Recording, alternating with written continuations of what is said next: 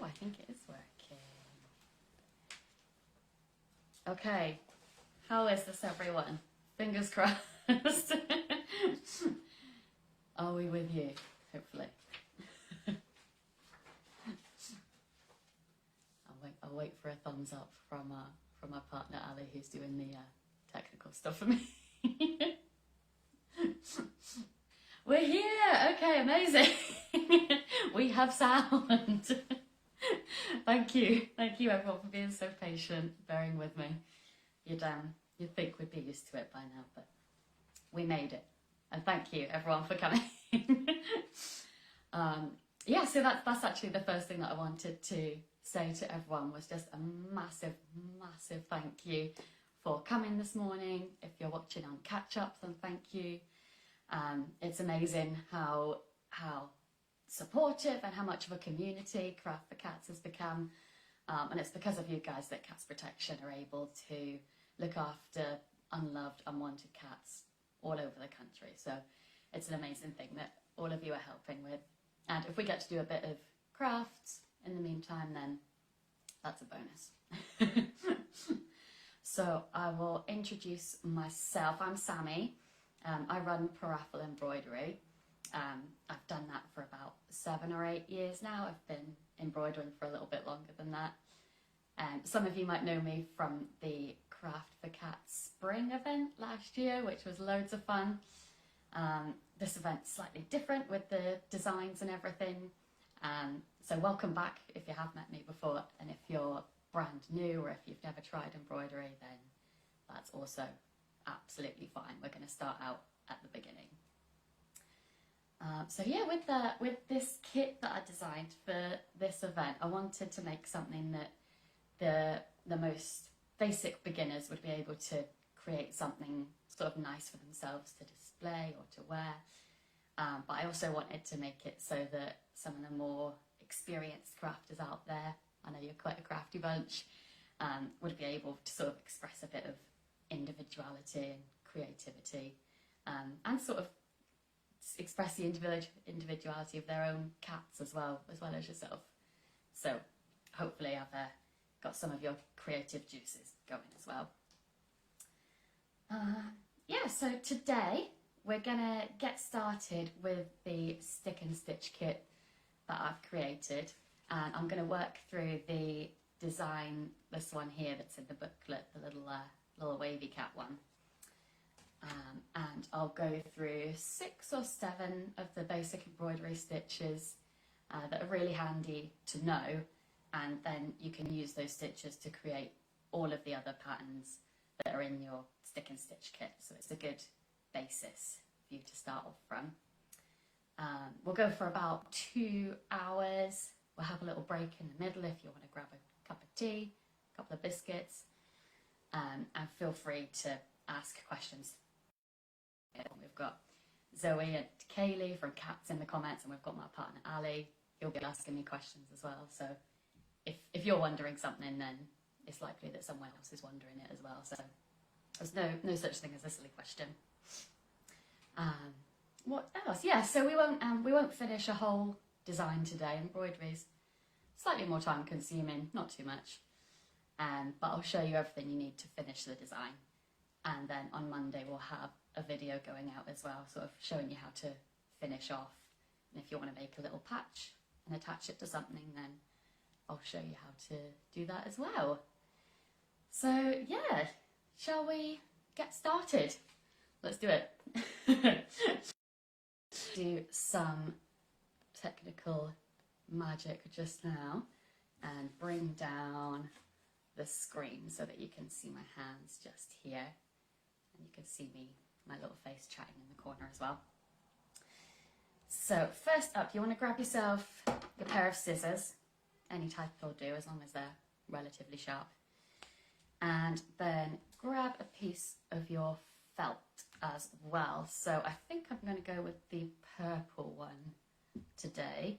I realised that my nails might blend in with the blue too much, so we'll go with purple. And the first thing that you want to do is take your embroidery hoop here. So this one is a 4-inch embroidery hoop, I just chose that because all of the designs would be able to fit into it. And you want to unscrew the top like this, not all the way, leave it attached, and then just pop out the middle bit. Then with your felt, or if you want to stitch straight onto a bag, tea towel, any old bit of fabric, it's fine to use that as well.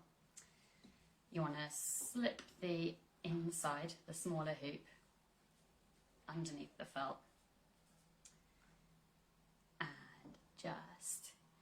and then just pop this over the top.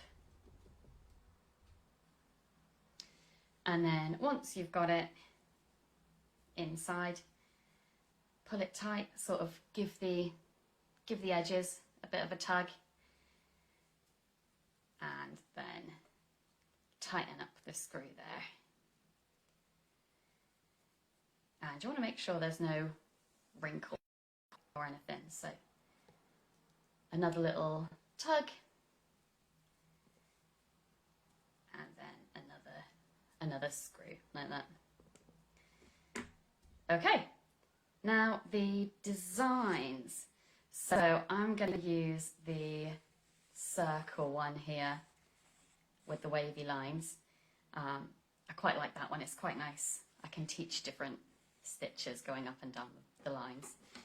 So you just want to cut that one out from your paper, and you don't have to cut too tidily, it won't show at the end. Just try to avoid the other designs that are right close to it.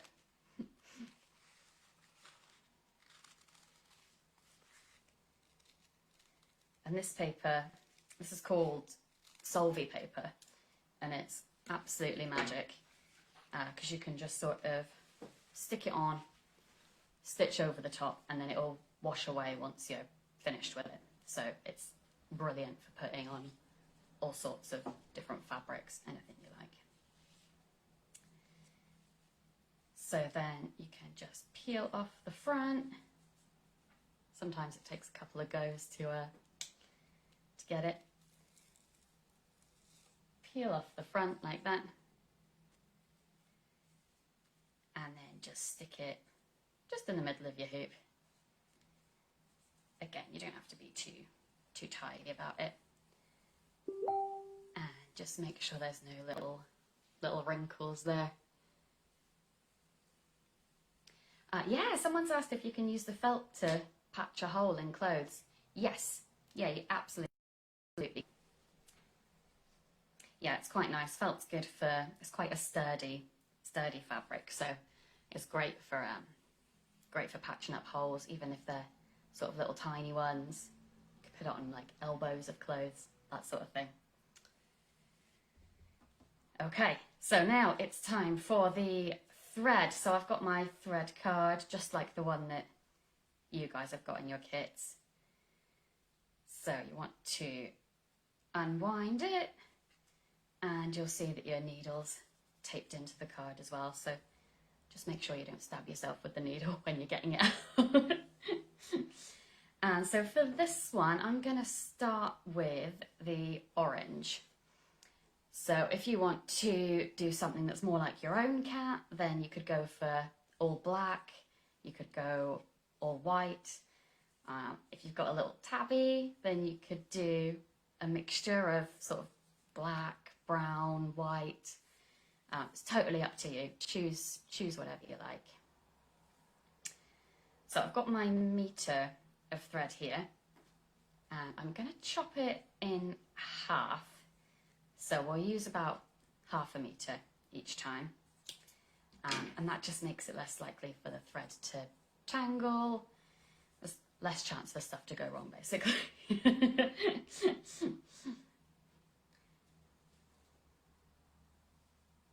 And then once you've, someone's just asked how tight the felt should be. So you don't want too much. You can sort of see that there's not too much give. It makes a little noise.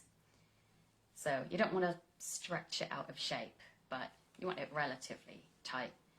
And if it's quite tight, it makes it easier to stitch through, basically. So making life easier for yourself as well. Okay, so once I've got my 50 centimetres of thread, then you can kind of see that the thread is made up of 6 individual strands. So you want to use 2 strands of thread for this. That's what I quite like to use.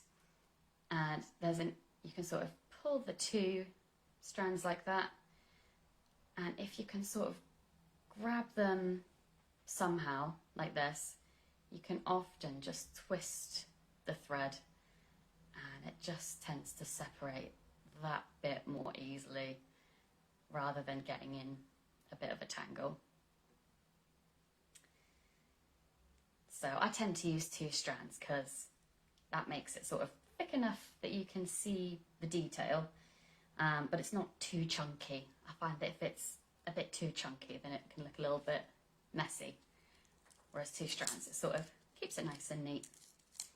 But if you want your design to like stand out a bit more and to pop a bit more, then you can always use some more strands. And so now, threading the needle. Sometimes that's the trickiest bit, to be honest. So I find it easiest if you sort of wet the thread just between your lips and then snip off the end and then try to thread your needle. That tends to stop the sort of straggly bits of thread hanging around, and they're the things that often make it a bit more difficult to thread the needle. And if you're struggling, just sort of wet it between your lips again, and then it will normally behave. But yeah, that's often the thing that takes the longest. And then once you've got your needle threaded, then just tie a couple of knots in the end. So you've got one loose end, and then just a couple of really simple knots, and that just stops it pulling through when you're using it. I've got one, and then I'll try and put a knot on top of it in the same place just to make sure. There we go. So a tiny little knot just there. And then I'll snip off the waist at the end. And that just stops any of it from pulling through while you're stitching. Sometimes it can come up from the back and you end up with little bits flying around on the sides. Okay, so we're just about ready to start stitching. I've got my orange here. You your orange, your black, your white, depends what effect you're going for. I'm going to go for the rainbow effect, so it's nice and bright. Oh yeah, tips for separating the thread. I can show you again. So it does sometimes like to tangle. So I'll show you again with the orange here. So I've got my 6 strands, and then you can kind of separate out 2. I'll try and get the camera to focus on it. You can separate out like this, and then if you can sort of grab the 2 pieces between separate fingers, any way will do, and then just twist it, and then it just helps them to come apart a bit more naturally, a bit more easily, and then just keep them separate again and just twist, just like that. But yeah, if you're getting it tangled, then that's absolutely normal. But sometimes the twisting can just help it to work itself out a little bit. All right, so I think that is our setup done. And the first stitch that we'll go for is the most basic stitch in embroidery. It's the first one that anyone will learn normally, is our back stitch. And back stitch is just the easiest way of stitching a straight line, essentially. So as soon as you know back stitch, you can stitch pretty much any image. and like all of the designs in the stick and stitch kit could be done with backstitch, but I'll also teach you later how to sort of fancy up the stitches a little bit. So I'm just gonna pop this into a hoop stand, and that's just so I'm not waving it around all over the shop, because otherwise it would be flapping everywhere. You wouldn't be able to see a thing. So I'm just going to keep it in here to help you out. Okay, so backstitch. I'm going to start off for my orange. If I'm sort of copying the rainbow cap just here. Yes. Yeah. So there's a question. Do we knot the thread? Yeah. So I have just done a couple of knots in the end just to stop it pulling through. Whoop. There it is. That's it. So I've just tied a couple of knots there and then snipped off the end. Fab. So let's have a look. I'm going to start with backstitch. So for the orange, I'm going to start on this line here, sort of just to the left of the ear. And I'll start from the top, but it doesn't really matter which direction you start from. So we want to come up at the start of the line, just here. And then we'll go back down, maybe like a ½ centimetre, between ½ centimetre and a centimetre. Just a sort of neat little stitch. And you don't want to pull it too tight, just sort of so it's gently resting flat. And then you'll come up the same distance down the line. So I'll just move this a little bit closer so you can see. That's a bit better. So you'll come up a stitch length away, again another centimetre, ½ centimetre. And then all you need to do is just go back on yourself. And you're going back in the same hole that you went down before. And then you've got your first 2 stitches. And then same again. So you come up ½ centimetre away down the line. And then you're just going back on your own. And so each time you're just taking the thread back to meet the line, to meet the previous stitches. And so you want to keep the stitches pretty much a consistent length. A little bit of variation isn't bad, but if you try and keep them consistent, it'll just make a more uniform effect, but it's not totally essential. And if you're not sure, or if you're not one of those people who work in centimetres, ½ centimetres, that sort of thing, you could use sort of the eye of your needle as well. And if you do something, you know, sort of roughly the length of the top bit of your needle, stitch length like that, that works just fine as well. It's just a slightly easier frame of reference. And then each time I'm just going back on myself.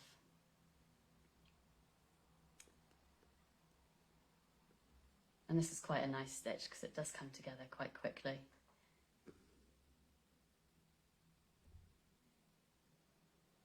And so once you've mastered that one, you're pretty.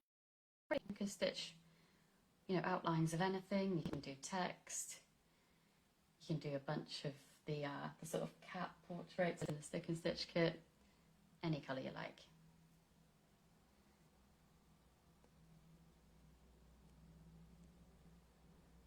And if you're still working on threading a needle, that's absolutely fine as well.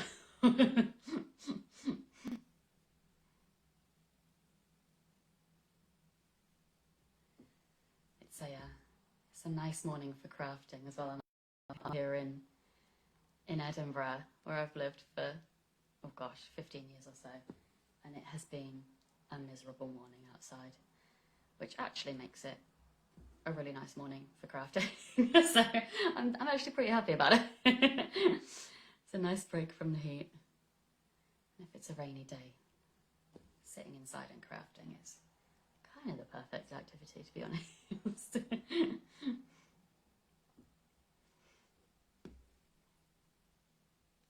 Cool, so I finished that line stitch there, and I'm going to do the next line in back stitch too. And so if you finish a line, you don't have to tie off at the back or sort of do anything. You can just move to the next line and keep stitching. And so there'll be a little bit on the back, but there's no need to tie off and then restart. You can just move from one line to another. And that's kind of the great thing about embroidery, because no one will be able to see the back of it anyway. So if it's a mess on the back, I think everyone's is a mess on the back, including mine. So don't worry about keeping it too tidy. No one's going to know anyway.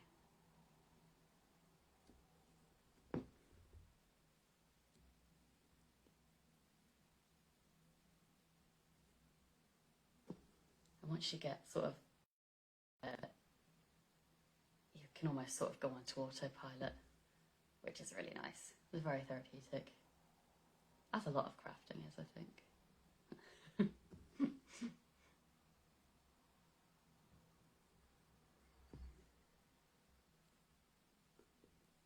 Even better if you've got one of your cats helping you, or hindering you, mostly helping you.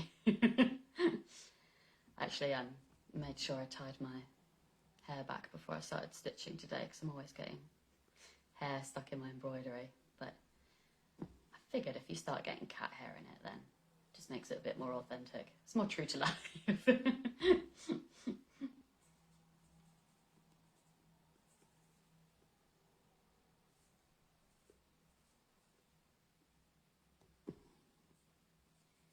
Sometimes the hardest bit can be just trying to find the point where you want to come up. So sometimes it just takes a few sort of stabs to get it on the line, but once you're there, it's just practice, really. Yes, yeah, I think some people are still wondering if I've knotted the thread, which yes, I have. Once I've threaded the needle, I pop a little knot in the end of it. So I can show you again, actually. Let's have a look. I'll show you with a separate one. Let's see, so if I've got this is just for starting off if you want to knot the thread.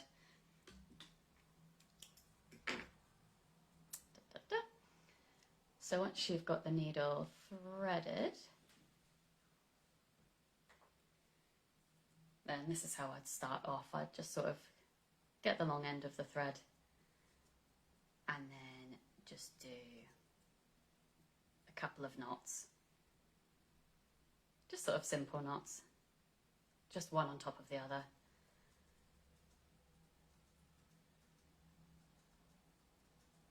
And then that's how I start off. And then I just snip the end of it. And then you're go.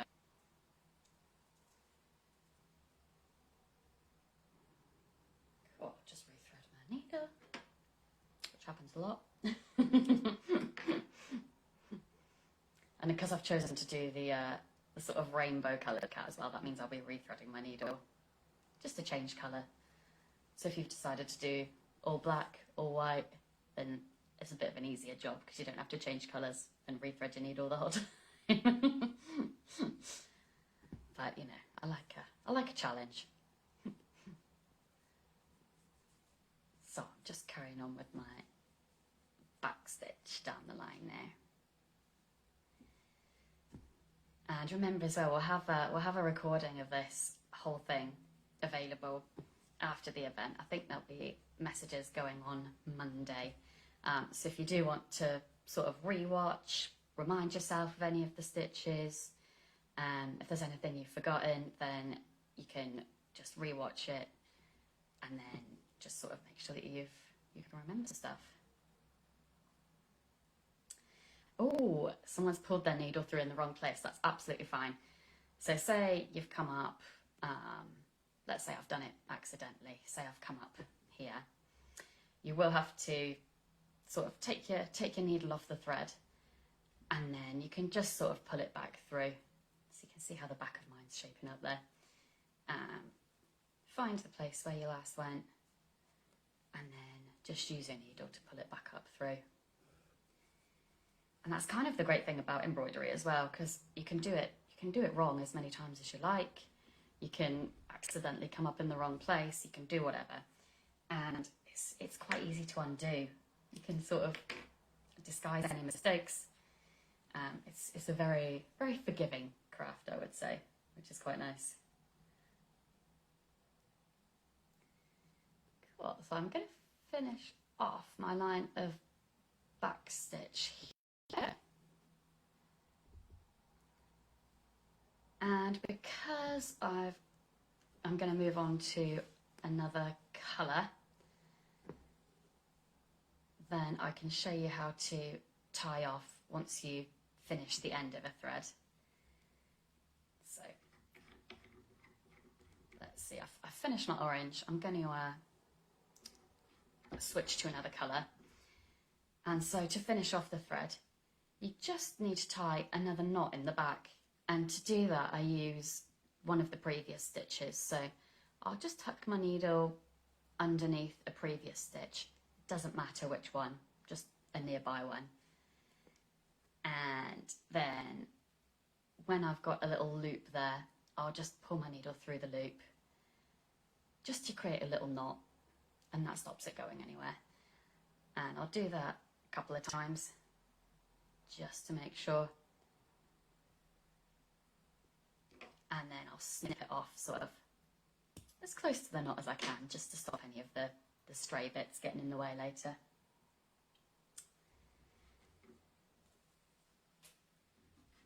Okay, so I'm going to move on to the red, and we'll do a bit of whipped back stitch. So it'll be a little recap of back stitch, and then we'll add a little something fancy to it as well. So again, to start off my thread, I'm just going to use the sort of 1/2 meter. I'll snip that in half, and then I'll take 2 of the strands again. So I'll sort of tease out the end a little bit, grab 2 of them, and then just do a little twist to help them to separate out.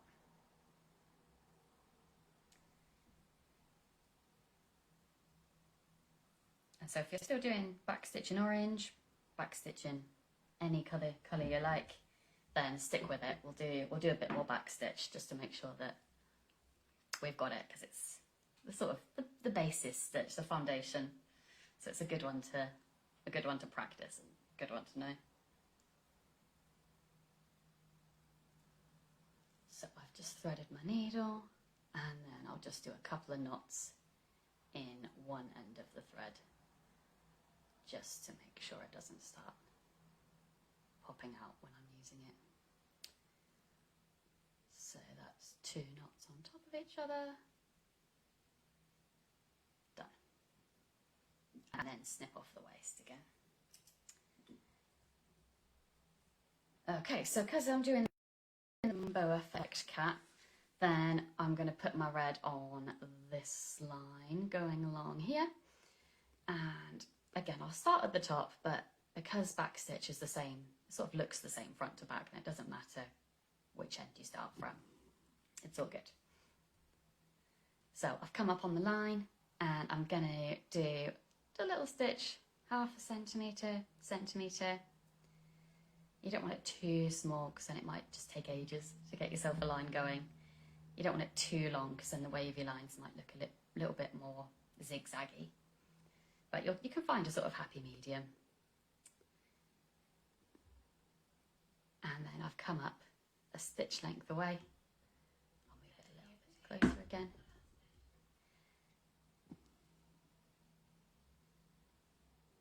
And then I'm just going back on myself every time. So back to meet the previous stitch. and then I'll come up a stitch length down the line.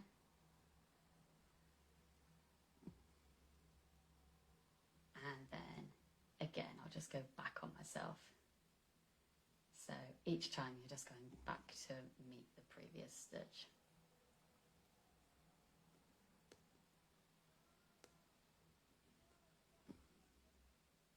And you can see with the sort of wavy line cap design, it does start coming together quite quickly, which is quite nice. It's not a sort of block filled, block colour thing, which can take a little bit longer. So hopefully by the end of a couple of hours, you'll have a good few lines down. You can sort of see how the finished piece will start to look, which is quite nice. And then again, I'm just coming up maybe a half centimetre away. Or again, you can use the points on your needle to sort of measure the stitch length. If you've got the eye of your needle there, maybe your stitch will be that long. It's a bit easier to use. My fingers are a bit too big to measure.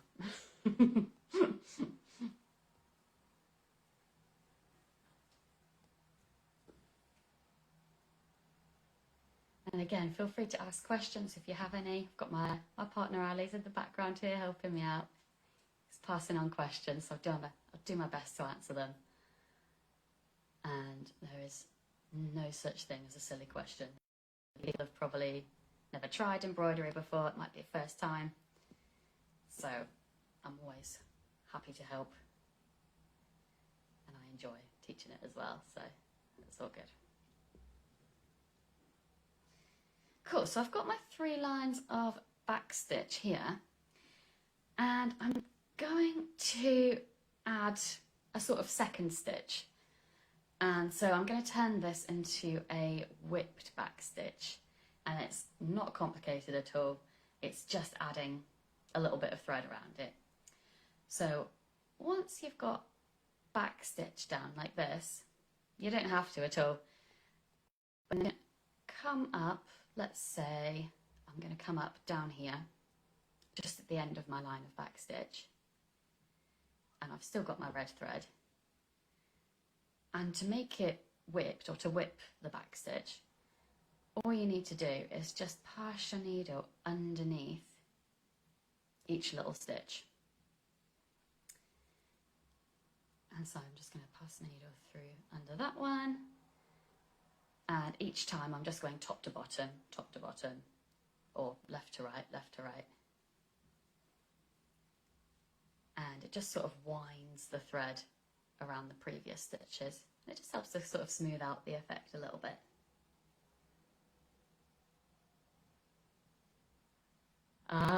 Someone's got knots in the back as well. Don't worry. It's very, very, very common to accidentally have little knots in the back where the thread sort of got tangled on itself. That's absolutely fine. And this, yeah, like I said, it's my favourite thing about embroidery is that no one ever knows what the back looks like. I think even the best embroiderers, it's always a mess on the back. So if you've got little knotted bits, then sort of cut them out if you can. It's absolutely fine to just leave them there. Don't be too hard on yourself at all. No one will ever know except you. And I think that's always the way with crafting. We're sort of used to pointing out our own mistakes, and really, no one else would know that there was anything wrong with it. So yeah, if you can cut off the knots, then go for it. Or if they're fine, sort of sitting there, it's absolutely fine to leave them. It doesn't have to be perfect. It's all about individuality. So I've just done a little bit of whipped backstitch on the red line here, and I'm also going to show you it on the orange one, because with whipped backstitch, whipping is just sort of putting the thread under each stitch. You can do it in the same colour, or you can choose to do it in a different colour. And that's how I created, I'll show you the booklet, that's how I created the sort of candy cane style line, the sort of double black and white one here. All that is whipped backstitch, where it was white back stitch all the way around, and then a black thread passed under each stitch. And it looks really effective, but it's really, really easy to create if you want to sort of go for that zigzag black and white effect. So I'm going to do it with the red and the orange here. So I am deviating from my rainbow slightly, but that's absolutely fine. And again, for the whipped back stitch, I'm just coming up at the start of the line, and then I'm just taking the thread from top to bottom underneath each stitch every time. So if you want to add that in, absolutely go for it. If you want to save it for maybe the border of the cat or the outline of the cat, that's also absolutely fine. It's a sort of nice stitch to have in your toolbox to sort of fancy things up a bit. And if you want to keep with the back stitch, that's also great.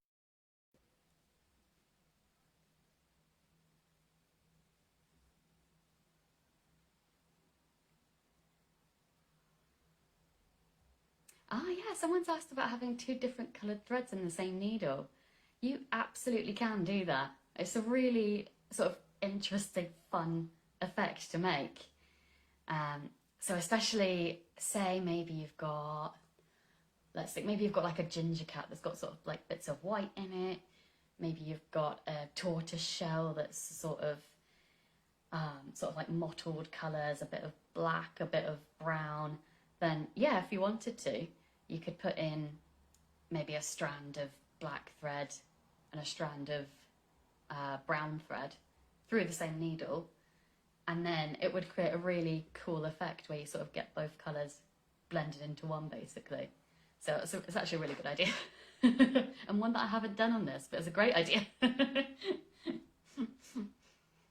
Okay, so I've done a little bit of whipped back stitch. I'll see if I can bring it up closer.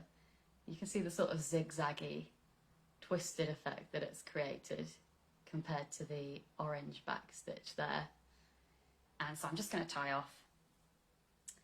And then I am going to move on to a bit of chain stitch. So I'll show you my tying off again.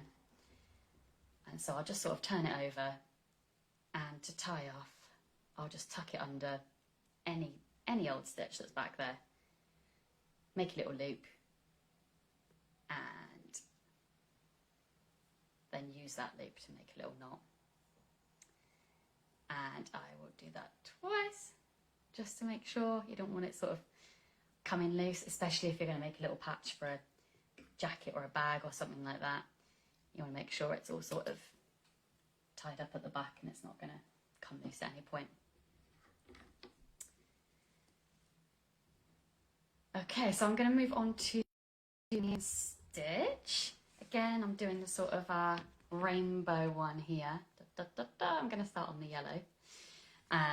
But yes, if you're doing, say again, if you're doing a sort of ginger white cat and you've started off with orange, then maybe you could start with a white stripe, for example. If you've got a little calico or a tortoise shell, you could go with some white or some black, change it around. Oh, the whipped stitch, yeah. So the whipped back stitch, it doesn't go back through the felt. It only goes underneath the individual threads like that. So when you whip the back stitch, you're not sending the needle all the way through. You're just keeping it at the front. And you're essentially just twisting the thread around the previous stitches. So to start off with my chain stitch, I'm going to go with yellow. And again, I'm going to use about a ½ meter. And I'm going to go with 2 strands again. So we'll separate out the 2 strands.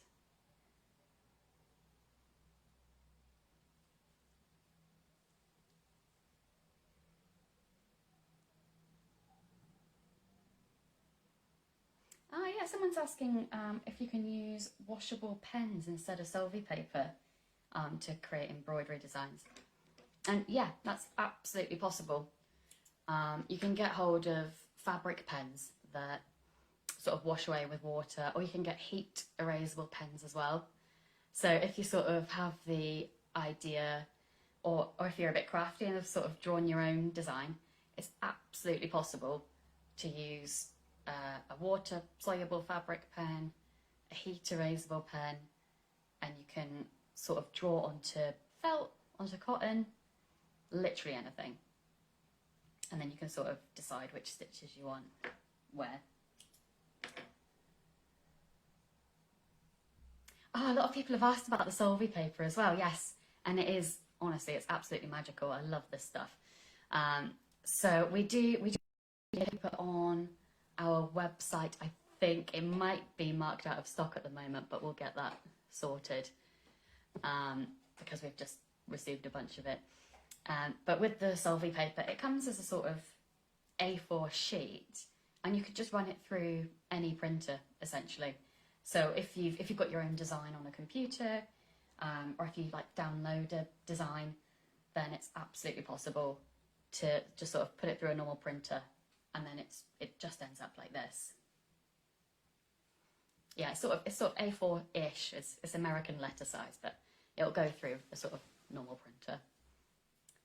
Okay, so I'm starting with my chain stitch here, and I'll start from the beginning. I started going ahead there while I was nattering. So with chain stitch, again, I've come up on the end of one of the lines. And again, it doesn't really matter if you come up at the top, at the bottom, whichever. So I've come up at the bottom here.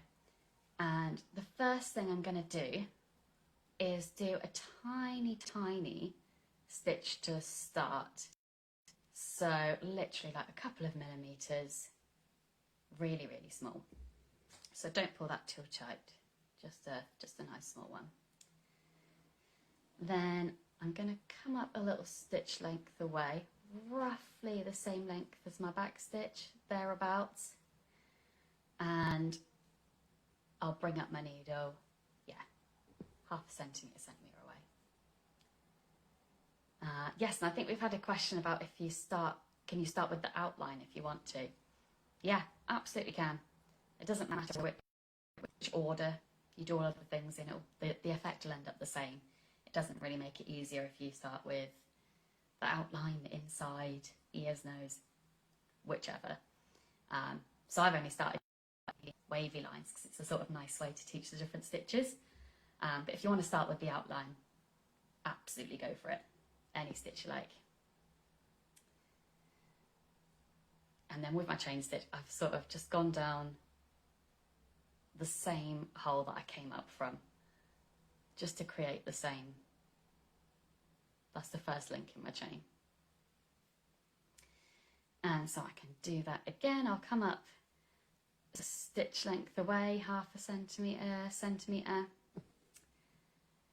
And then each time, tucking your needle, keeping it this side of the fabric, tucking your needle under a previous stitch.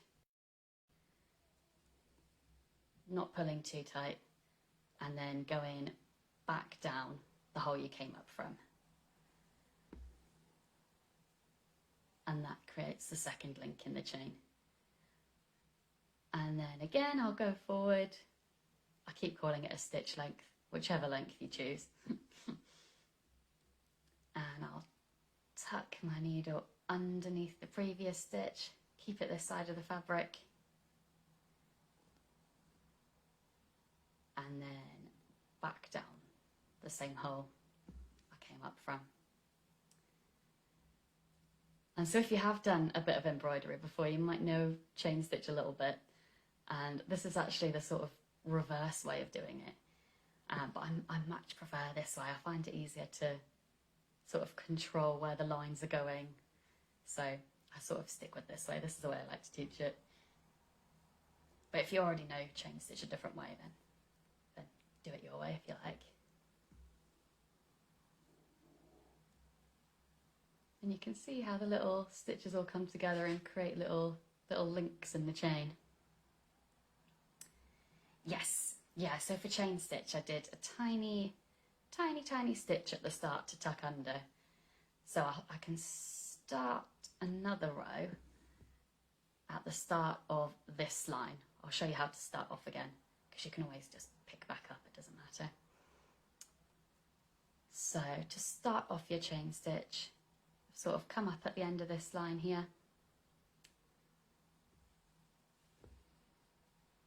And I'm doing a really tiny stitch, like just a couple of millimeters, really small. And don't pull it too tight. And you go forward your stitch length. And just tuck your needle under that tiny stitch there. So keep your needle this side of the fabric, don't go through the felt. And once you've got it under your tiny stitch, then go down the same hole you came up from. And that's how you get the first link in your chain. And then you can sort of start moving down the line. Come up a little stitch length away. Pass it underneath the previous link in the chain this side of the felt. And then back down the same hole you came up from.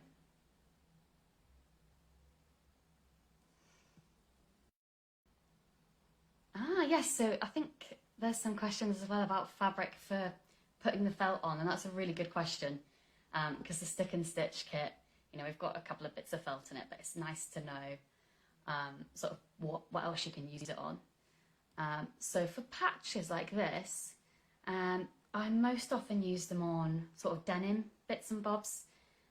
So I've got a denim jacket that's absolutely covered in patches now. You know, things like dungarees, even sort of thick cotton. So excuse me, I quite like to use felt when a fabric is too thick to stitch through on its own. So say if you've got a jacket or sort of dungarees or something slightly thicker, and if doing each tiny stitch would be really difficult, then that's when it's great to use a patch, because you can do all the sort of pretty bits in the middle on the felt, and then all you need to do is sort of attach the patch itself to the thick fabric. And I'll have a video ready to show you sort of how to attach it as well. But if you do want to stitch sort of straight onto fabric, then things like cotton, like blouses are good. I've done it on this t-shirt here, you can see, because it's a slightly sort of thicker material. So you want something that's not too stretchy.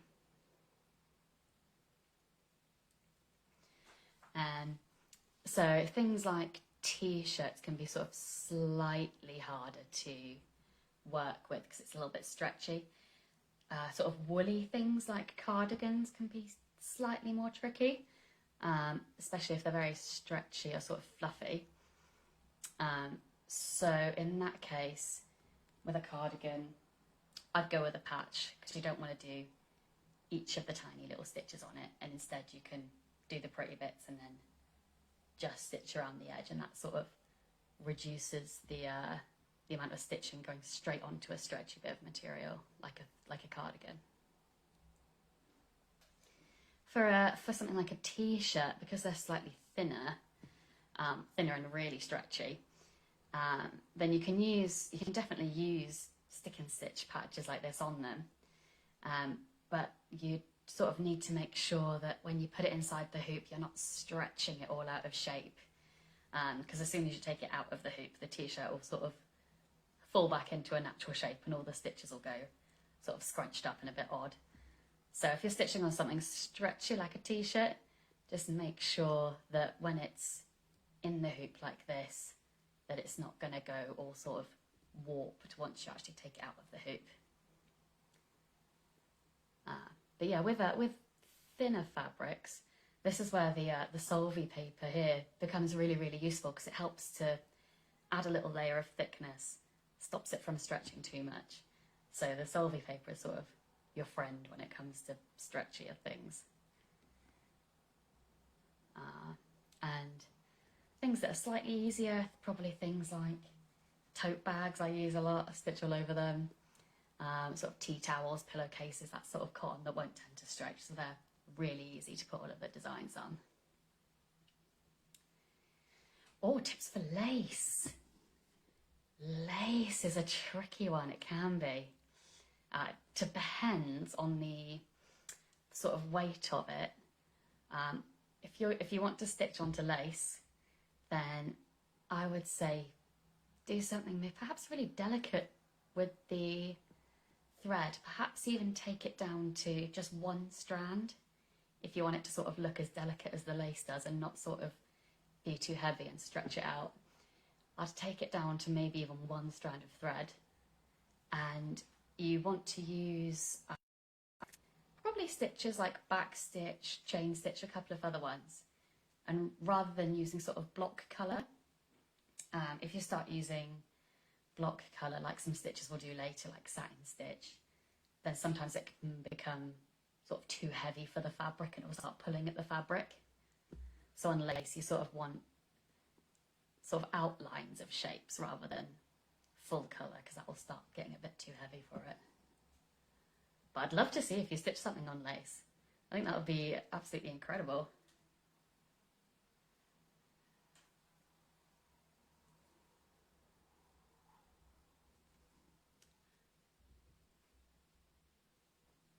So I can show you as well.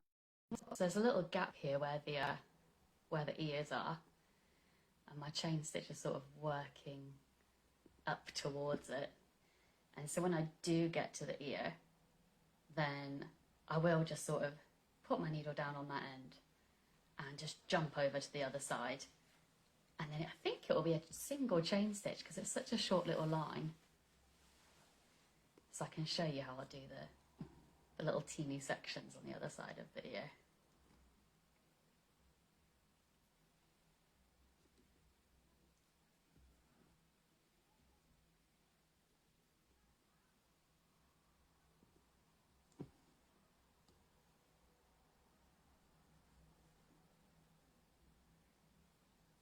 So I've just about come to the end of my line of chain stitch there. And so I'm going to do my last one there. I'll bring my needle back down, and that's all you need to do to finish the line. And then if you want to pick it up on the other side, so this bit would be yellow chain stitch, this bit, then for this bit I would just do a tiny single one. So sort of do a tiny single stitch.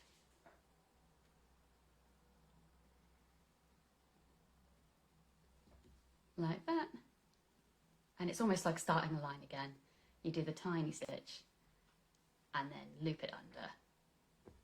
And then that's how I do the sort of other side of the ear. Yes, someone's asked about interfacing as well. If you're sort of stitching, stitching onto sort of fabrics, like, you know, things you might wear out and about. And interfacing is a great idea actually. It's really good for sort of providing a bit of structure to fabric. So say if it's a t-shirt and you're worried it's a little bit thin, it might sort of stretch out of shape, you can get iron-on interfacing, and that's a really good way of sort of making sure that the embroidered part will sort of keep its structure. And I really like using iron-on interfacing on the inside of tote bags as well. If I've covered a tote bag in embroidery, you can iron some interfacing onto the inside of it, and that will just sort of protect the stitches. It will make sure nothing catches on them whilst you're using the bag as well. And for some clothes as well, if you iron on a thin bit of interfacing, you know, sort of on the inside of this, that can make sure that the stitching sort of doesn't irritate your skin as well, which some people find it might rub a little bit, and then interfacing is a great idea as well. Okay, fab. So we've got our back stitch, we've got our whipped back stitch, we've got a bit of chain stitch, and I think we're just about coming up to 11, so it might be a good point to stop for just a 5-minute break. Grab yourself a cup of tea, a biscuit, whatever. I'll put the little slide onto the screen, but the live will still be going. And then we'll come back in about 5 minutes, and we'll do a couple of other stitches, if that sounds good with you guys. And feel free to ask questions in the meantime. Now we're having a break, and we can answer everything in the comments or when I come back. So I will see you in 5 minutes or so.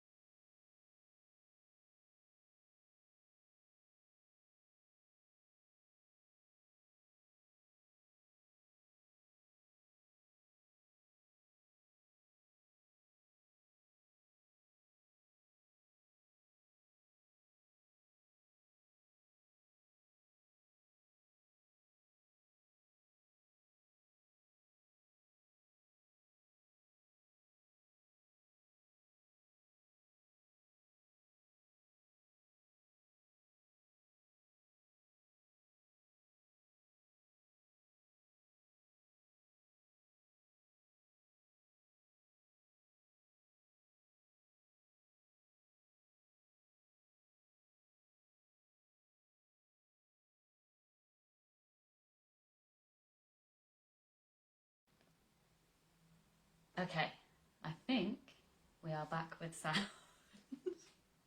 I will get this right eventually, I promise. So while everyone is settling back in, if your kettle's taking a minute to boil, then I'll just say another massive thank you to everyone for being here today. I'm having a lot of fun.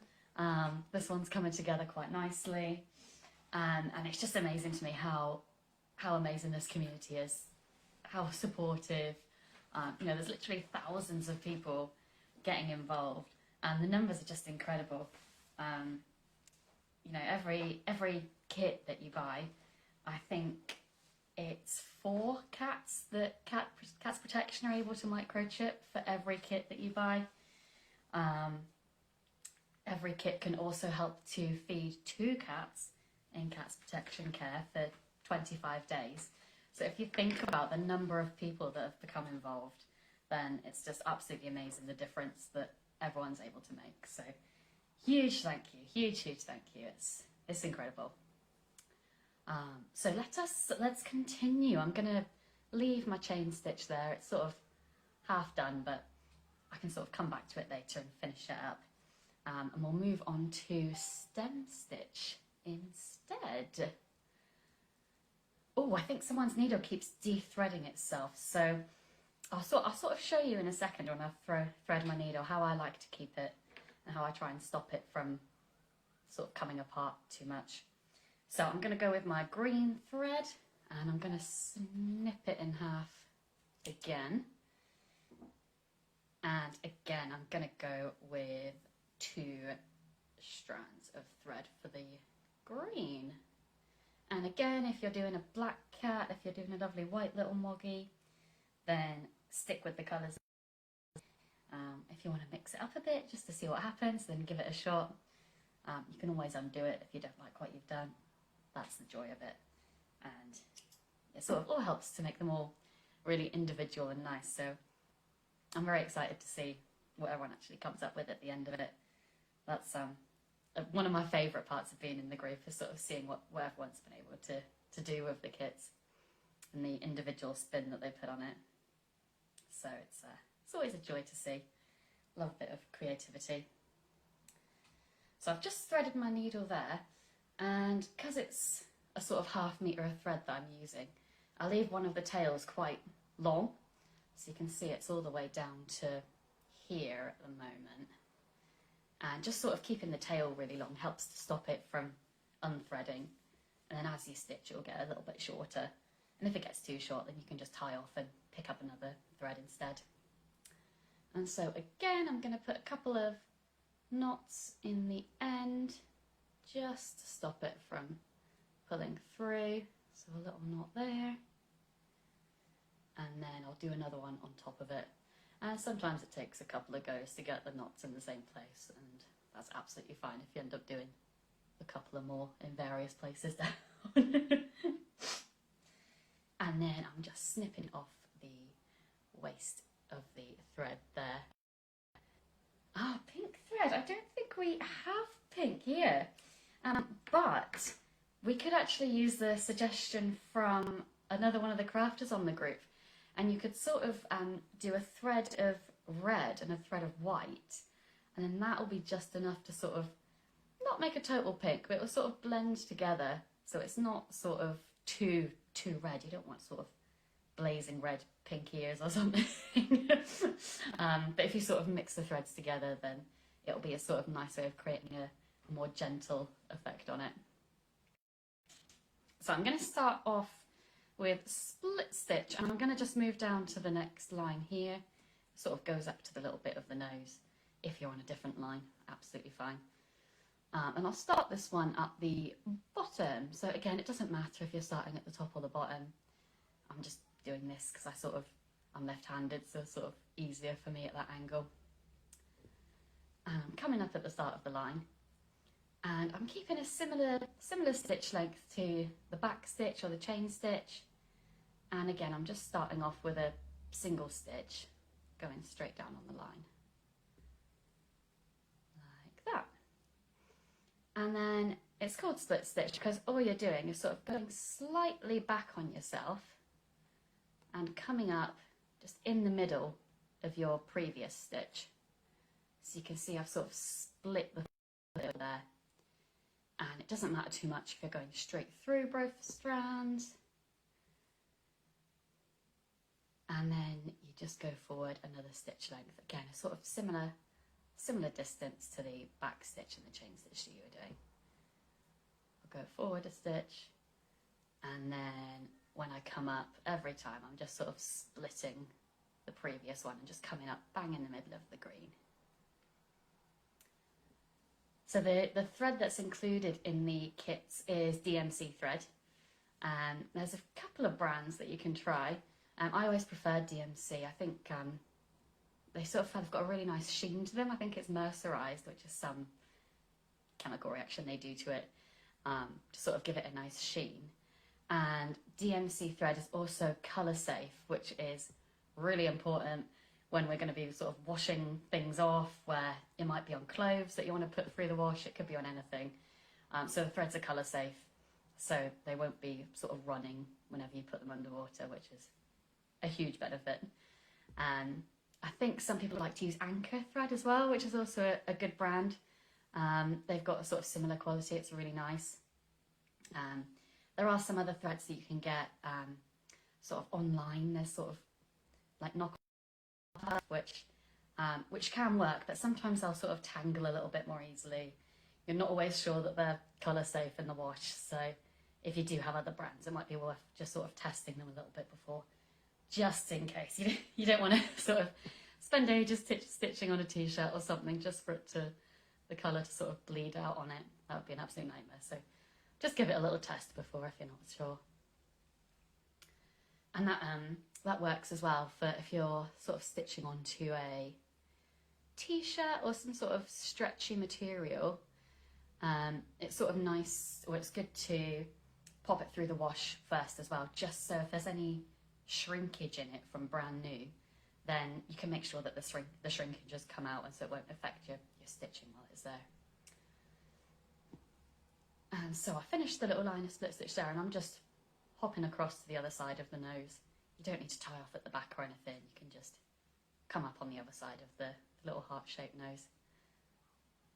And I'll just continue like that. So a little stitch, and then come up, bang in the middle of it. And if it's proving a little bit difficult to sort of angle your needle the right way or to get it in the right place, then there is a sort of a cheap way to do split stitch as well, which some people might find easier, where instead of coming up through the previous stitch each time, you can kind of treat it a bit like a back stitch. To show you, you can sort of come up a little length away on the line, and then you can go back and split your thread straight through the middle of that instead. And so sometimes people find that just a little bit easier to sort of come up, or to sort of split the thread is easier than coming up through the middle of it if you can see where you're going and do it that way instead. It uses a tiny bit more thread on the back, but again, no one's going to see the back. So if you find it easier, then do it that way. So I'll do it again just to check. I'll sort of treat the split stitch like a back stitch, and then I'll just sort of go straight through my green line like that. So if you find it easier that way, then absolutely go for it. Yes, so someone's also asked if you can do the lines with the same stitch. Absolutely, yes. Yeah, it's totally up to you. So if you really like, I don't know, if you really like the effect of the chain stitch because it's like a little bit chunkier, if you like the little whip stitch because it looks a bit smoother, yes, you can do all the lines in the same stitch. It's entirely up to you, so feel free to sort of go a bit off-piste, do it your own way. That's kind of the joy in all types of craft, really.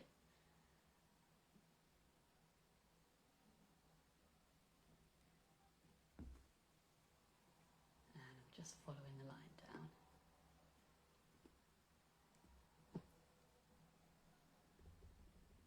And yeah, if you want to start on the outline, if you want to start on any of the lines, it absolutely doesn't matter which order you do it in. So whichever you fancy. I quite like filling it in first because you can sort of see how the end effect might be, and then I outline it afterwards, but that's just personal preference.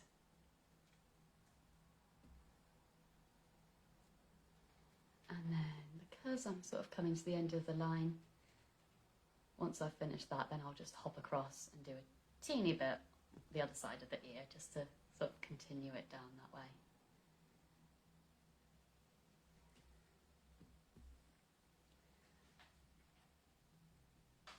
So I was talking to a friend about her cats the other day. She's got 2 kittens, and I would absolutely love to hear if you do have 2 cats or more, if they've got any funny name combinations. So my friend called her 2 kittens Thelma and Louise, mostly because they kept trying to jump off high things and throw themselves off of surfaces, basically. And I thought Thelma and Louise was an absolutely perfect name for them, and also very cute. So if you've got any funny names, cute names, then please do let us know, because it always gives me a good chuckle.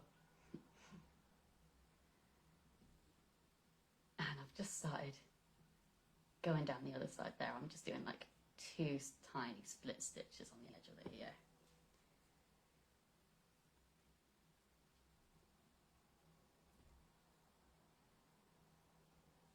And then I'll continue on down.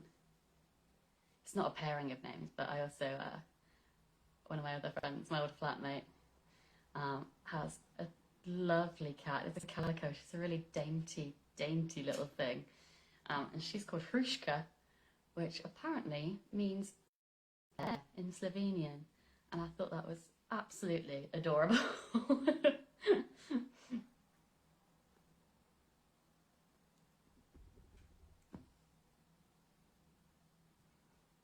You can see a little bit. Sometimes sometimes a split stitch ends up looking like a thin version of the chain stitch, because they're sort of split that way.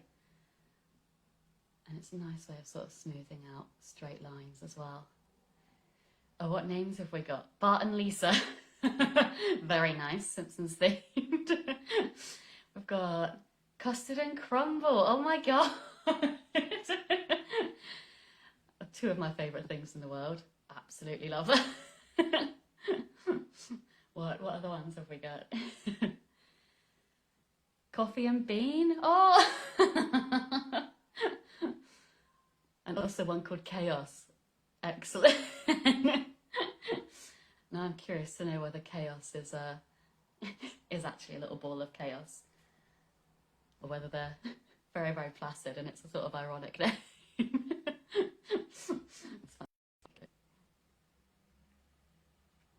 I'm just sort of carrying on with my split stitch down here. Again, if you have any questions, then just let me know. I had an excellent conversation the other day, and it just sort of proves how big this community is, how many people are in Craft for Cats. I rang up Royal Mail to sort of sort out some postage things for Craft for Cats, and I spoke to the woman on the phone, and she was sort of asking, like, what's your name? And I was like, it's Sammy. What's the business name? And I was like, it's Paraffle. And the woman stopped what she was doing, and she was like, do you do Craft for Cats? And I was like, yeah, I do. She was like, oh, actually, I bought one of your kits last night. I'm going to be watching it on catch up. And that gave me a proper laugh. There's Craft for Cats people absolutely everywhere. It's like a little network of crafters. And you never know who it's going to be. I absolutely loved it. And she was absolutely lovely. And I've forgotten her name, but hello to that lovely Royal Mail person if you're listening on catch up. Because that gave me a proper laugh. Yeah, tell me if you've bumped into any other Craft for Cats people and then found out later that they're also involved, and tell me about it, because it's always in the most random of places. And for me, it was on the phone to Royal Mail.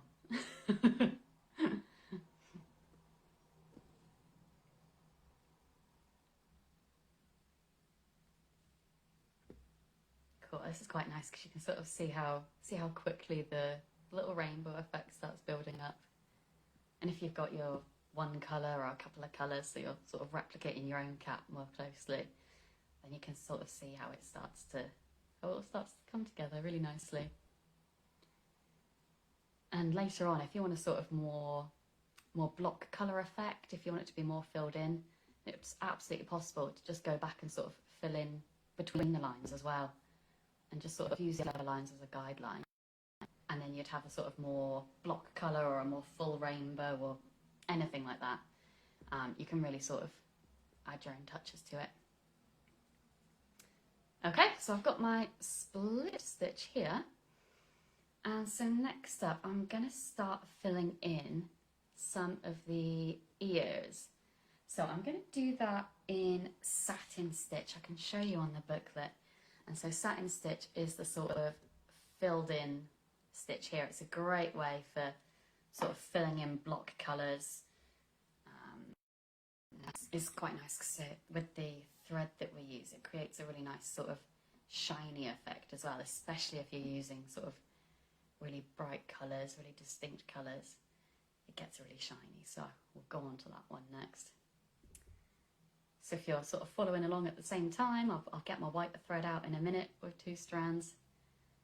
If you want to continue with your lines, that's absolutely fab. Although satin stitch doesn't quite work on the straight lines, it's definitely a filler stitch. Okay, so I'm going to take my white thread, and again I'll use maybe 1/2 metre, and I'll use 2 strands of it again. And like most of you, I've already made a massive mess of my thread. It's all in a big bundle at the moment. I'll save untangling it for later. So I'm getting my 2 strands again, and I'm just twisting the end just to sort of tease them out. It's a bit easier.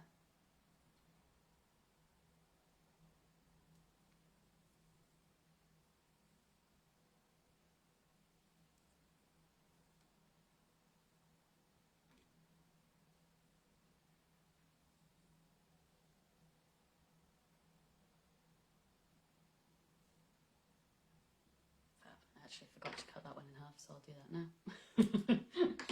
Sometimes I do use a full metre of thread while I'm stitching. I do that quite often, partly out of laziness because it means I have to rethread my needle less often. However, it does mean it can like tangle a little bit more often, so it's a payoff, but it depends how I'm feeling at the time. I'm sticking with a 1/2 metre for now. And then I've got a couple of knots in the bottom.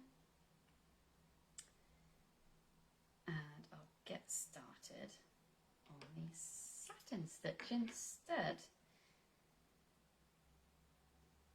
Cool, so let's say we're going to fill in this ear here with satin stitch. Satin stitch is essentially just a bunch of straight lines all packed together. What you need to remember is that you want all of the lines to be as parallel as you can, as sort of in line with each other as you can. But there's a bit of a trick to it that makes it easier, so I'll show you that as well. So I'm sort of coming up at the corner of the ear here, and I'm just going to do a straight line all the way over the other corner. So it's quite a long stitch compared to the other ones. And I'll just do a little long bit there. Then, instead of sort of doing all the lines right next to each other straight away, I like to sort of stitch out a bunch of guide stitches, all in parallel with each other. And then that sort of helps to guide you along the way. Someone said they need to do more embroidery. Yay! Honestly, it's very, very addictive. Very addictive.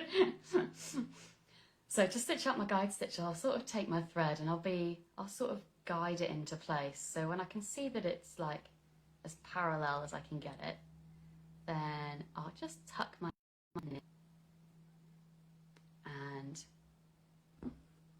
create another stitch there. So you see that one's fairly parallel. And then I'll move a little bit down the shape. It doesn't really matter how far apart, just sort of nicely spaced out. I'll sort of move down the shape.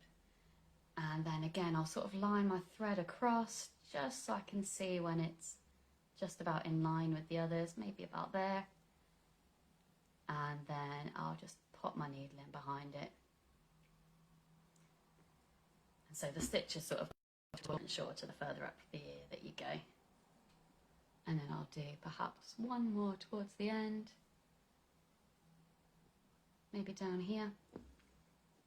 And again, I'll just sort of lie the thread down, try and get it nice and parallel, and put my needle down there. And then it's basically a case of filling in the gaps, all with parallel stitches. So then I'll sort of move along a little bit this way, sort of lie it down a bit, and after a while you'll sort of start judging it by eye, or the lines will be close enough together that you'll be able to see where you want to go next.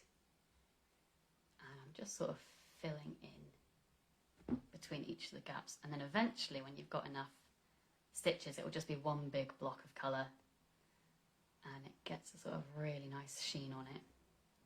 So it's one of my favourite ones to do, to sort of fill in spaces and things.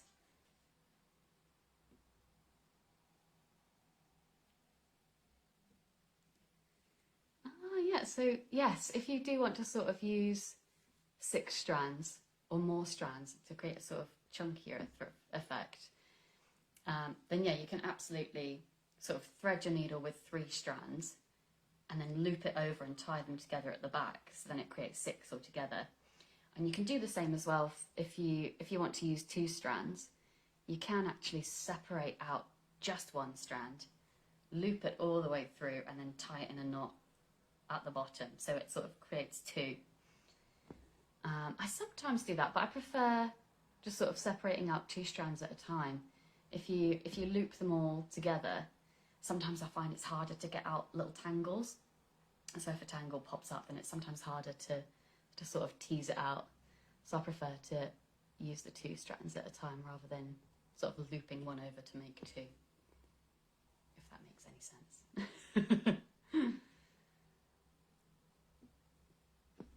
So this one takes a tiny bit longer to build up, but you can sort of see how it starts to build. And each time, say if I'm sort of going down on this side of the ear, on the right hand side of the ear, I'll try and pop my needle back up on the same side of the ear, sort of also on the right hand side. And that just stops it from having too much thread sort of crossing over on the back. It stops it from the thread becoming too heavy. And so again, I'm sort of popping my needle down on the left hand side. And then coming back up again on the left hand side, sort of close to. And even though the key to satin stitch is sort of getting it as parallel as you can, sort of getting it as in line, it doesn't matter too much if you accidentally do a sort of little wonky one. You can sort of cheat a little bit, and once it's all done, you can sort of go back and do another more parallel stitch sort of over the top, and that will sort of disguise any little wonky ones that you've got, which is very, very handy. There's often sort of little fixes you can use in embroidery. Again, it doesn't have to be perfect, as long as it, it'll sort of end up looking cute either way.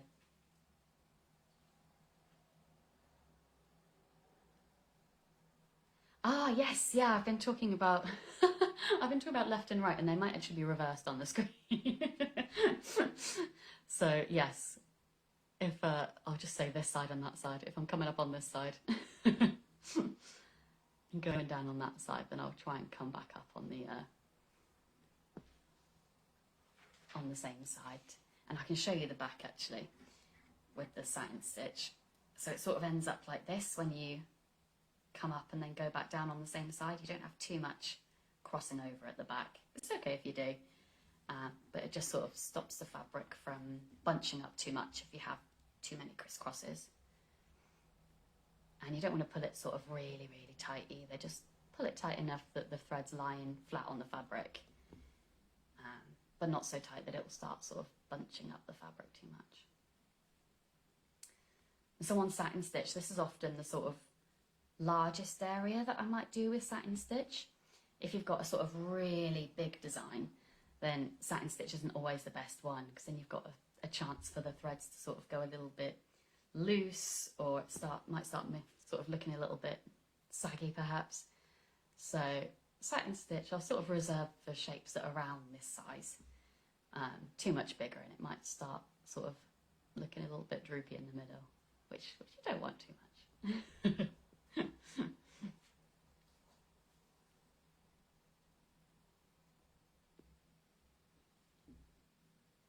I'm wondering how many of you are going to be spending the rest of your day embroidering after this, especially if it's rainy outside like it is in Edinburgh.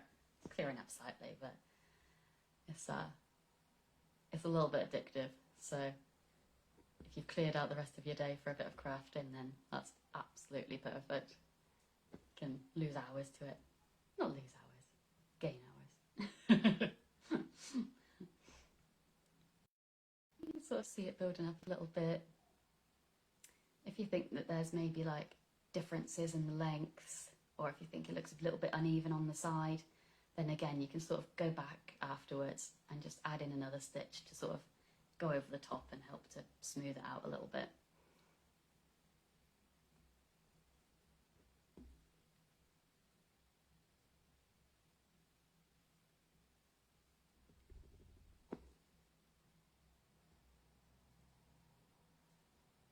I'd love to see everyone's progress at the end of today as well. If you do end up spending the rest of the day crafting, finishing off your design, whatever you do, then make sure you sort of post it in the group, or I don't know, social media. I think there's a hashtag craft for cats. So I'd actually really, really like to see what everyone comes up with, because I've done this sort of rainbow design and there's so many other options that you can use. So please do show us, because I absolutely love it when people get inventive and sort of do their own thing. And crafty people there's always a way of surprising you as well. There's always something that I'd never think to do that someone comes up with. So yeah, I'd absolutely love it if you show us. Even if it's not this design, even if you've done another one of the stick and stitch ones.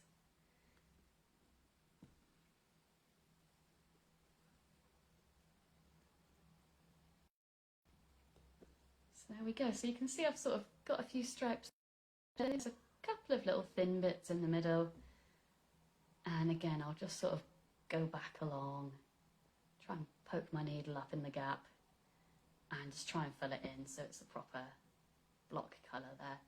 And sometimes if it's hard to see, you can use the point of your needle and sort of trace your way back through, and then you can sort of see the gap that you want to go down at the end.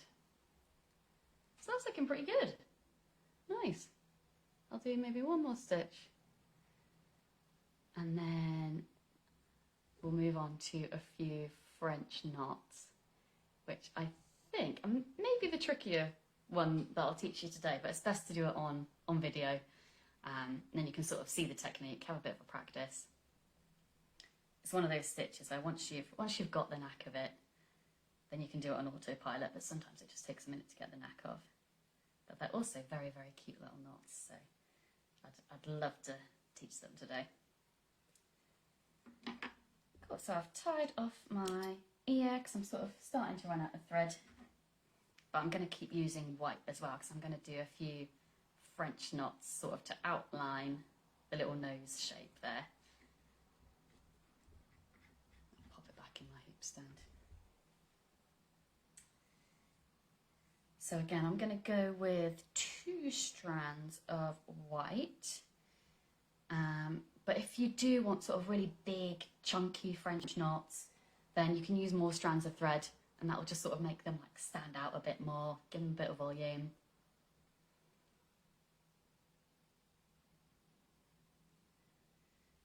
So I'm going to go with 2 strands again and tie a couple of knots in the end. Same as always. There's a few ways to sort of start and finish off, but I find these are the easiest, like most functional way to do it, so it's always worked.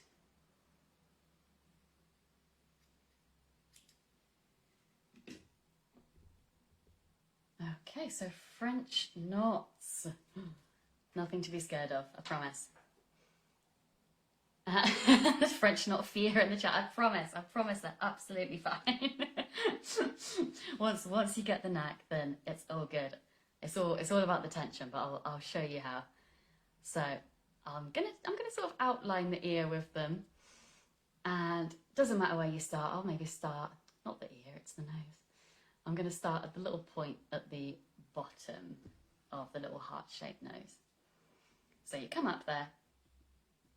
And I am left-handed. If it's mirrored, it might be showing it right-handed, but I'll try and do it both ways so that everyone can have a good go at it. So I've come up on my little point there, and then you might want to sort of rest it on the table because it's like a 2-handed job, French knots. So I'm going to hold the thread in my non-needle hand, and I'm going to hold it sort of horizontally like that. And then with my needle, I'm going to bring it just above, and using the non-needle hand, I'm just going to wrap it. So once up and over, twice up and over. And you sort of want to keep a bit of tension there. Make sure it's sort of staying a little bit tight on your needle. And then you want to sort of slowly maneuver it and pierce the felt, not in the exact same place, but really close to where you came up. So if you do it in the same hole, it might pop back through. You want to be just like a millimetre away. And then stick your needle halfway through, leave it halfway through, and then with the non-needle hand, just give it a little tug. And then you can see the thread is sort of sitting on the fabric at the bottom of the needle there. And then once you've got it there, then you can pull it all the way through. Tiny little French knot, a little tidy one there. So I'll go through that a few times because I know there's French knot fear, it's absolutely fine. And so I'll sort of dot them around the edge and then I'll fill in the gaps. So let's do another one up here, just like on the line. I'll come up on the line and pull it through. And then I've got the thread in my non-needle hand. Needle's just sitting above it, horizontal, and I'm going to wrap it once, up and over, twice, up and over. Then keeping a bit of tension here, you want to put your needle in just a millimetre away, not the same hole, just a millimetre, and push it only half the way through. Then give your thread a little tug, just so it's sitting on the bottom there. And then pull it all the way through. So then you've got another one. Very cute. And I'll keep going because I know it's always practice. It's always practice. So once you get into the swing of it, you'll be absolutely fine. I've got my needle sort of horizontal here above it. I'm wrapping it once, twice up and over, and then just a millimetre away. It's going, the needle's going half the way through the fabric. Pull it a little bit tight. And then pull all the way through. I think we've got some successful French knots in the chat. Hurrah! It's all about the little tug at the end. It's all about that. And that stops it from having little loops and little stray bits at the side. Okay, how about if I try with the other hand? I don't know if you can see it left-handed or right-handed. This might go very badly. I'll try and do it with the other hand. So I've got my needle here, I'm holding it horizontal, and I'm taking the thread, up and over once, up and over, and then I'm just manoeuvring it. This is very difficult with the wrong hand. Just a millimetre away, not the same hole, a millimetre away. Pop the needle half the way through, and then just give it a little tug so it's sitting on the bottom of your needle, and then take it all the way through. And so sometimes, because I sort of meant for that one to be in the bottom of the heart, it's not quite, but sometimes you can just sort of poke them a little bit to sort of encourage them to go into the right place. So if you end up with a line that looks a little bit wonky, you can just sort of poke them around a little bit. And if you have ended up with a little loop on your knot, I know that's quite a common thing. If you've ended up with maybe like a little loop coming out of them, what you can do, sometimes it works, sometimes not. If you've got a little loop, sometimes you can sort of go to the back and just use your needle to sort of tug at the spaces in between the threads. And sometimes that'll just be enough to sort of encourage it over to the other side, and it will sort of tighten up the knots a little bit. It doesn't always work, but sometimes it does.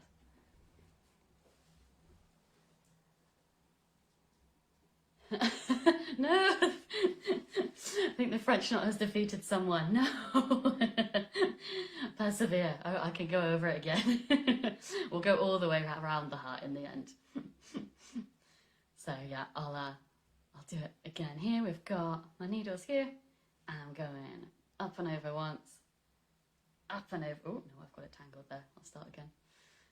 We've got it here. I'll go up and over once, up and over twice. And then you just got to sort of maneuver it. That's the tricky bit. A millimetre. And then give it a good tug there.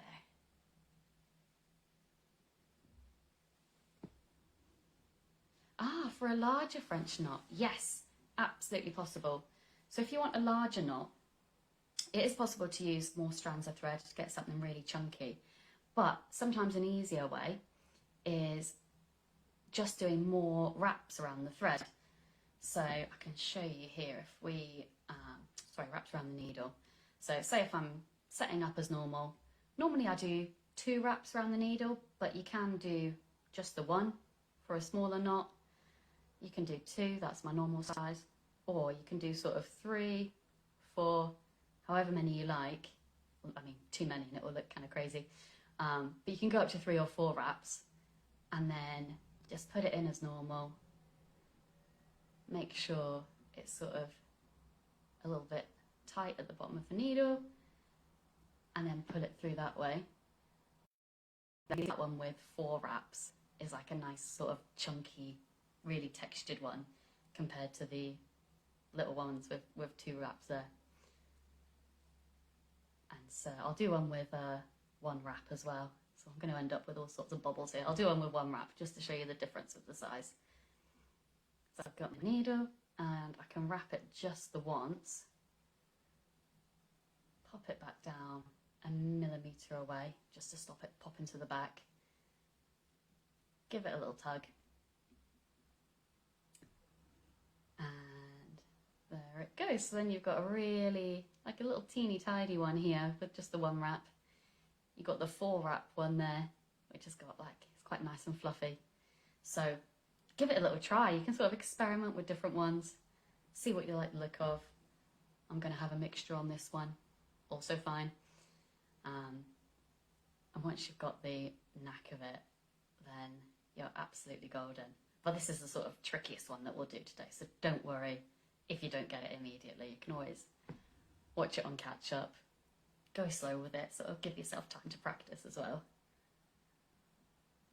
And so then I'm just sort of going round and I'm doing a wrap once, wrap twice, and pop it in there. And this is really nice for sort of, you can sort of fill in spaces with it. So on the example, I'll show you the little book that I sort of filled in the whole nose with little knots to sort of give it a little bobbly. So you can fill in whole spaces with it. You can use it as a sort of outline, or you can even sort of dot them in between the lines as well. Say if your cat's got a sort of little tiny little patches, or if it's got a tiny moustache or something, you could add just a couple of tiny knots in, just to add those like little individual flourishes. Because I know every cat is totally different, so it's nice to sort of add a bit of individuality. And then if your solvay paper starts sort of creasing with your needle going through, just give it smooth down every time. But eventually you'll have enough stitch in there that it will sort of hold in place anyway. So I've got 1, I've got 2, and I'm popping it down into the middle. I'm so happy that people are conquering French knots with this. I'm so happy. I think often people are defeated by French knots, but it's possible to get there. It truly is. I'm going to carry on. Maybe I'll try 3 this time, just to see how it looks. 2, 3, and pop it down. Just there, and it sort of creates a really nice textured line. Also very, very satisfying to touch as well. It's sort of a really tactile craft embroidery. You just want to sort of run your fingers all over it. I've got 1, 2 wraps, and just manoeuvring it in. So it's definitely a two-handed stitch, so it makes it a little bit easier if you sort of rest it on a table to do it, or if you have something to sort of stand it up in.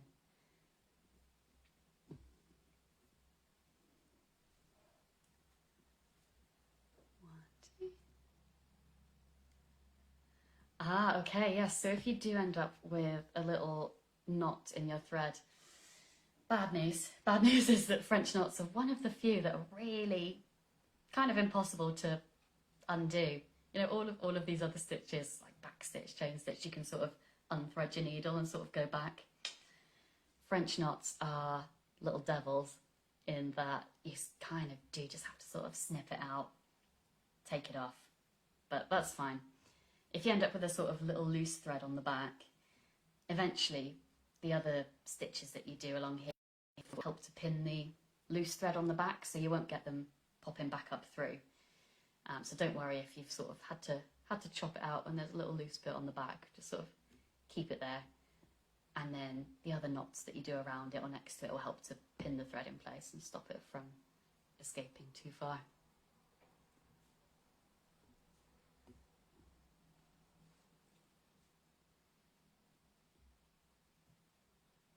Yeah, someone's asked if you can do satin stitch for the nose. Absolutely, yes you can.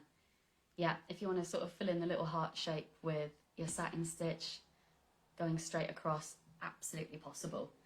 So with the heart shape, if you're doing a stitch, it's probably easier to do it sort of horizontally. That creates a nice shine. So you want to sort of do a tiny satin stitch at the bottom and then just lay them across that way, and then do some separate ones for the little top bits of the heart there. So absolutely possible, yes. And you can outline the ears in French knots if you want to. You can outline the ears in anything if you want. I sort of like to fill them in just to add the bit of extra white colour, but totally individual.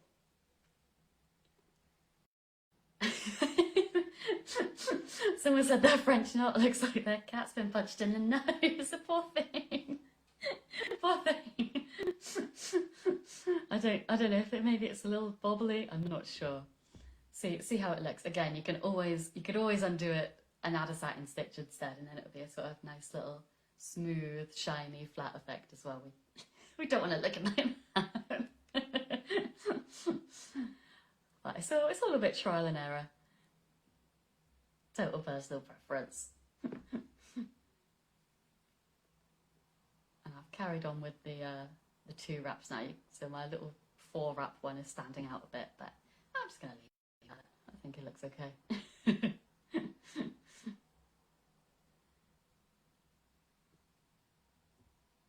I'm just sort of filling in the gaps. If you see any sort of gaps in between your knots, you can just sort of force your needle in between and just add an extra little one in there.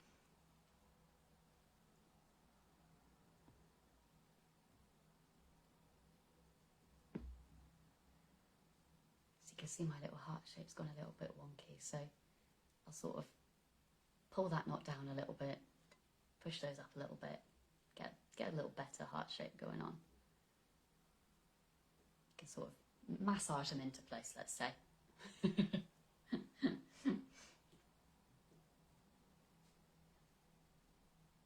Oh, someone's French knots are tiny. That might just be if you're pulling really tight on the thread. So if you're wrapping it and then pulling it really, really, they might end up just being a little bit smaller. So sometimes when you wrap it, you do want the tension so you don't end up with loops, but give it more of a sort of gentle tug, I would say, rather than really tight. And then they'll end up just like with a little bit more volume, just like that. Cool, so we've got our little nose.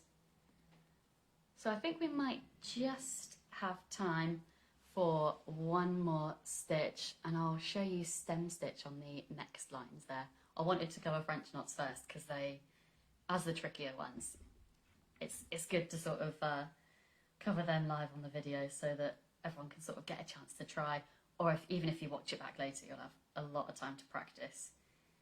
So now that we've got one of our ears done, got a little nose outline, we can do a stem stitch as well. So for that one, I'm gonna use my light blue from my rainbow.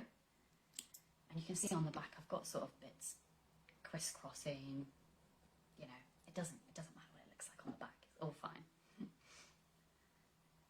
So I'll pop that back up here, and for my stem stitch, I'm gonna use a light blue. But again, if you're sort of doing a tabby, doing your ginger cat, black or white, just stick with whatever colours you'd prefer to use. Oops. And I'll go like 1/2 metre, 2 strands. If you want to experiment, see what happens if you use different numbers, then absolutely go for it.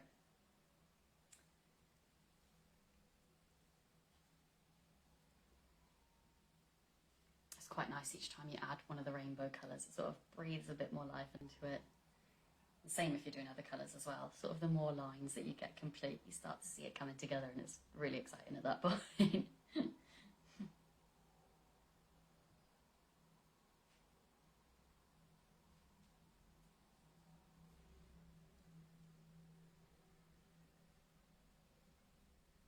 I think a few people are saying a couple of people are saying they have to nip off to appointments and stuff. Don't worry whatsoever. We'll do a little bit of stem stitch. I can cover any questions anyone has, but yes, you'll have it on catch up.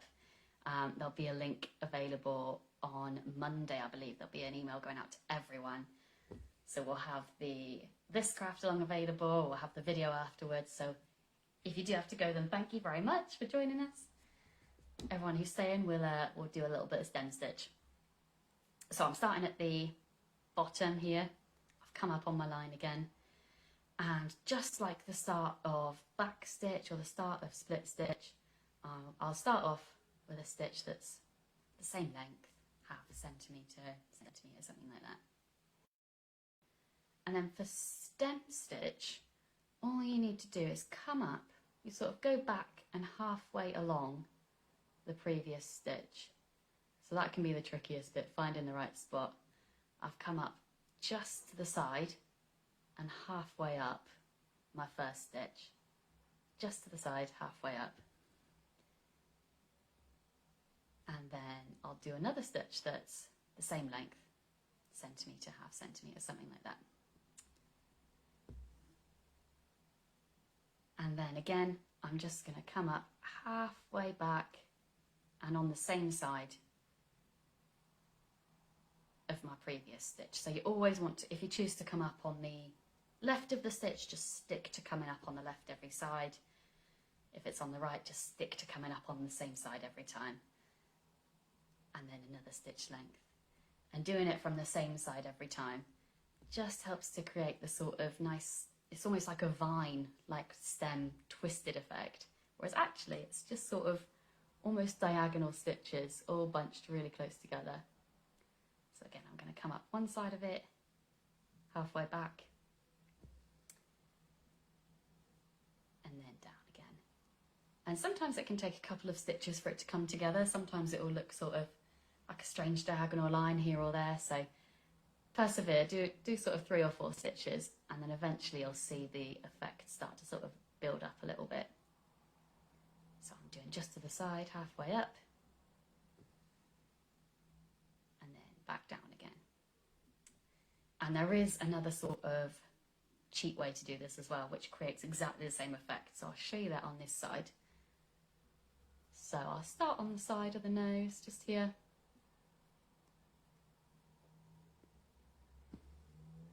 And I'll start with my single stitch. And so if you find it sort of difficult to sort of come up in exactly the right place, then you can start it off as if it's a little back stitch. So go along the line, come, and then put your needle back down, halfway down to one side. And so some people find that easier, just to find the right spot to create the effect. So it uses a little more thread on the back, but the effect on the front is exactly the same. So then you can sort of take it back halfway up and one side of that stitch, take it back down again, and you can see it sort of creates the same effect on each one. And it's starting to look nice now that all the colours are sort of coming together. We've got a few lines in. You can sort of see how the finished effect might be. I'm going to go back to the conventional chain stitch, coming up halfway back on one side. And this is a really nice one to use on sort of wavy lines, because then you get to see the effect of it almost twisting together.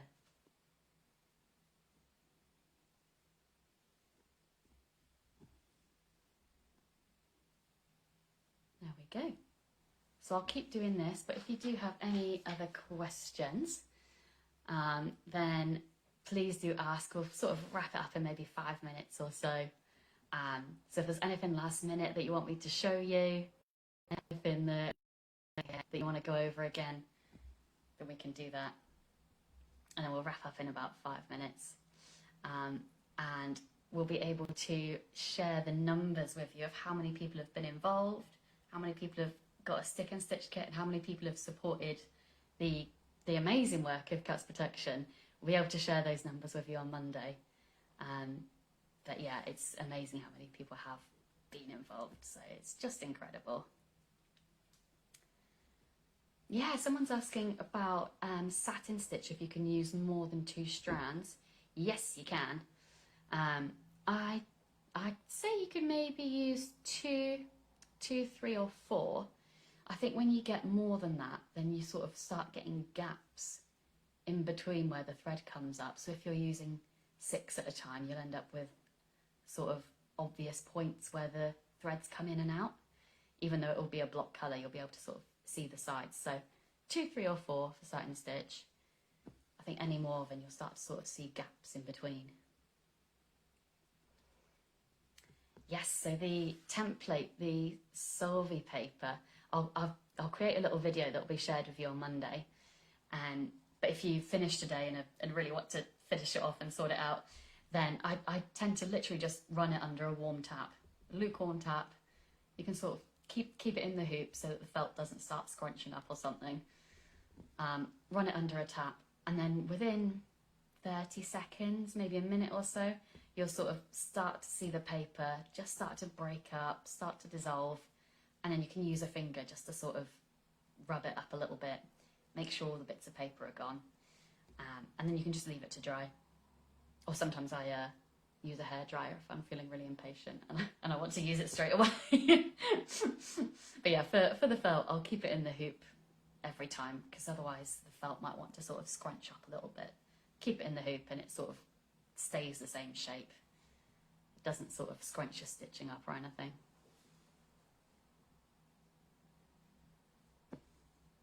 Oh yeah, someone's asked about bordering the satin stitch as well. I don't normally put a border border around the satin stitch, I tend to try and sort of just keep it as it is. However, it's also totally possible. You could sort of stitch around it, maybe something like a split stitch, maybe a back stitch, just to sort of create a proper outline for it. And sometimes that's good if the edges are looking a little bit sort of wonky or a little bit uneven. You can sort of outline it with another stitch, and that will just helps to sort of smooth out the edges a little bit.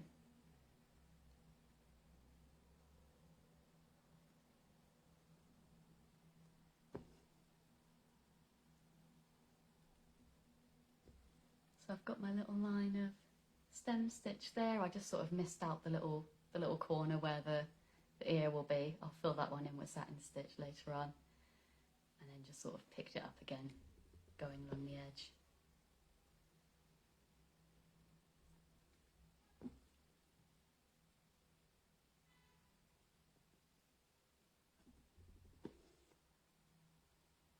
And a couple more stitches, and I think that will be us. So we've got your, let's have a look.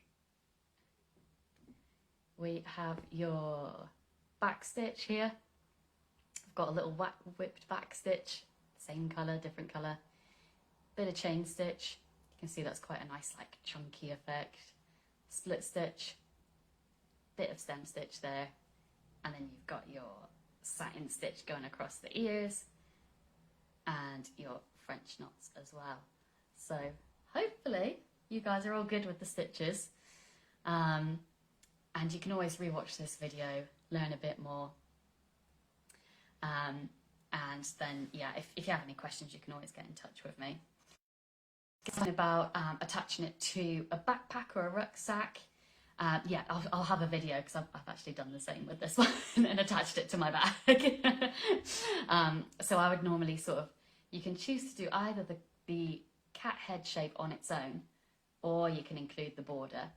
And once I've sort of stitched those bits, I'll dissolve the paper and then sort of cut around the edges, and it'll be a whipped stitch to attach it to a bag. But there will be a video that sort of covers all of that as well. For the outline, you can choose whichever stitch you choose, whichever one you like the most, the effect you like.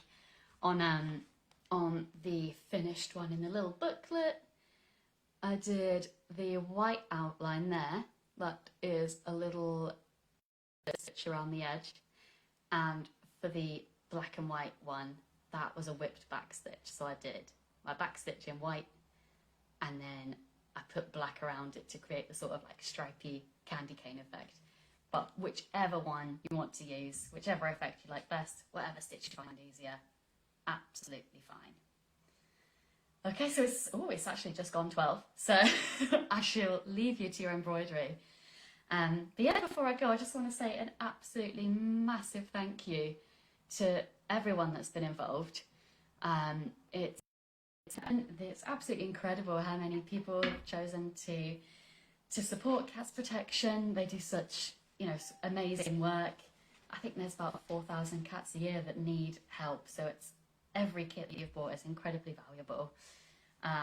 And even if you chose to nominate a local centre when you did buy your stick and stitch kit, then 100%, the whole £20 will go to your local centre. So you'll know that you're helping cats in the area as well. So I'll leave you to your crafting. Thank you so much, everyone. It's been really, really nice in the morning with you. Morning crafting. I don't know what's better than that. Feel free to get in touch if you have any questions. I'll be here on the comments and stuff to help you out if you run into some trouble later on. And we'll have the catch-up video available on Monday if you want to rewatch, as well as another video that shows you how to get the paper off and how to attach it to a bag or a jacket, so that you can wear your patch out and about. So that's us. Thank you so much, everyone. I really, really appreciate you joining us. And yeah, it's been an absolute blast. Thank you. Bye.